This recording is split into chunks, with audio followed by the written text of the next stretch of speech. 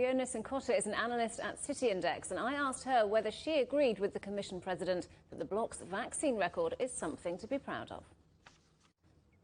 Yes, I do think that it is a justifiable response. It did start off very slow, the vaccination program in Europe, which worried a lot of people, and the financial markets included, but it actually managed to ramp up pretty well, and to get that rate of over 70% of the adult population vaccinated within the timeline that she said was actually quite impressive. So on that note, we really do have to take our hat off to her. And we can't misunderstand how important the vaccination program is in order for economies to reopen and for businesses to get back to the daily business. So that really was a key feature for her, and I think a key achievement.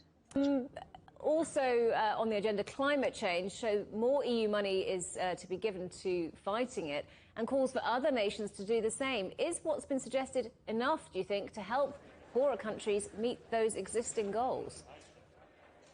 So climate change is a huge theme at the moment, and I think it will continue to be a huge theme as we continue across the year, through the next year, and across the decade. In fact, we have missed key points have been missed, and key targets have been missed as far as sort of cutting emissions and as far as investment to help those poorer countries cut emissions.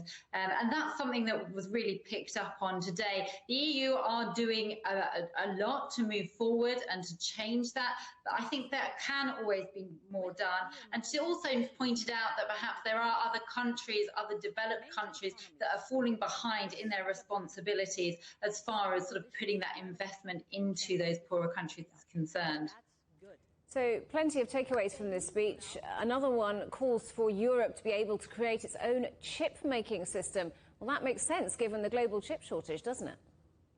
Yes, a really interesting comment and development here, and I think a very ambitious one as well. Obviously, the global chip shortage has created a lot of problems. It's potentially slowing economic growth. We've seen that it's hit sort of industrial production. Car manufacturers, for example, have had to lower their production outlook because of this. So if Europe were able to create that sort of chip ecosystem, including the production that they're looking to do, then that could sort of prevent a problem like this occurring again. And it would bring the control very much back within Europe as opposed to other countries over towards Asia where it is at the moment.